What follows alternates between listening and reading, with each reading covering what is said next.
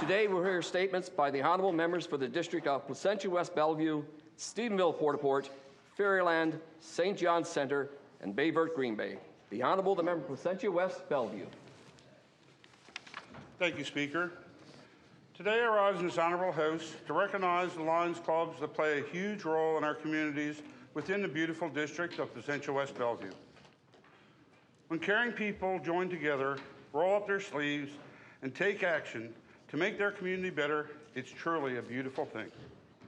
The Lions are an international nonprofit organization made up of volunteers who come together to raise money to give back to their communities in a time of need. They support our seniors, our youth, the sick, and many others in their communities. They come together to take action and serve their neighbors. From helping individuals in need, supporting other nonprofit organizations, and being strong community leaders, I stand here with pride today to know we have such a great organization in our communities for people to utilize and admire. I am calling on all constituents in our beautiful district of Placentia West Bellevue to support the Lions for the plethora of support they provide on a daily basis. I ask all honourable members to please join me to say thank you for their dedication in making our community stronger. Thank you, Speaker. The Honourable, the member of Stephenville Port-au-Port. Thank you, Speaker. Being the parent of a sick child is perhaps one of the scariest times in a parent's life, states Stephanie McNeil. A group of moms from the Bay St. George area who shared the unfortunate events of having a sick child developed a connection like no other. Although they all shared different stories, they were there for each other over the years, with an ear to listen, a shoulder to cry on, or a hug coming from someone who was experiencing a similar journey. In 2017, this group of moms, who named themselves the Frequent Flyers, decided they wanted to give back to an organization that had given so much to them, the Bay St. George Sick Children's Foundation. With support from local businesses, the group organized fundraisers such as dances, silent auctions, and most recently a steak dinner and dance. Their efforts have raised over $20,000 to date. Besides financial assistance, the group also provides much needed emotional support to other families in the area going through similar experiences.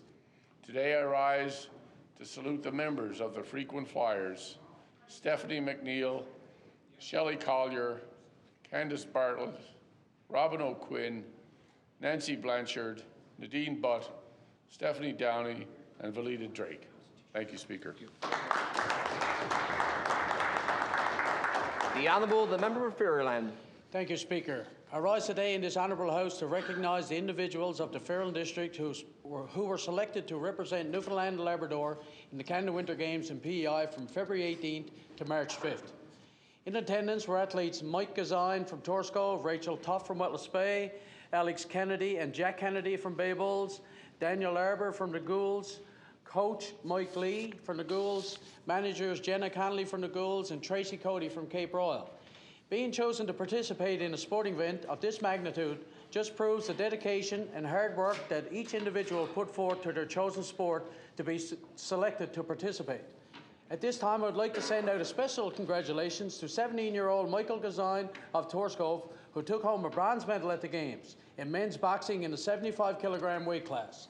Please join me in congratulating all individuals from the Fairyland District, as well as from parts of Newfoundland and Labrador, who represented the province so well in the Canada Winter Games. Thank you.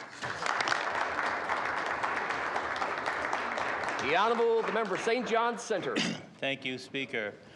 Speaker, this past Friday, March 17th, I attended Bishop Abraham Elementary's Cultural Fair as part of Education Week activities to celebrate the diversity of their school community.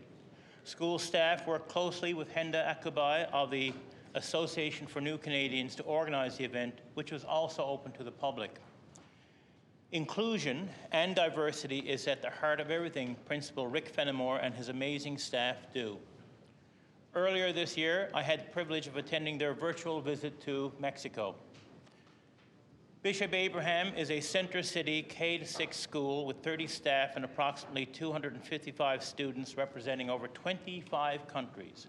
Vietnam, Israel, India, Jordan, Libya, Philippines, Ukraine, Turkey, Eritrea, Sudan, Pakistan, Nigeria, Syria, Mexico, Saudi Arabia, Cuba, Jamaica, South Africa, Ethiopia, Morocco, Afghanistan, China, Lebanon, Peru, Oman, Albania, Tunisia, Togo, and of course, Canada.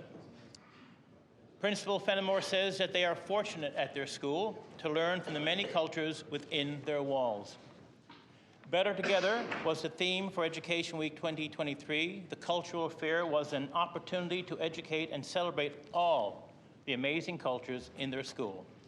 And I ask members to join me in congratulating Henda Akubai and the dedicated staff of Bishop Abraham on a successful cultural fair.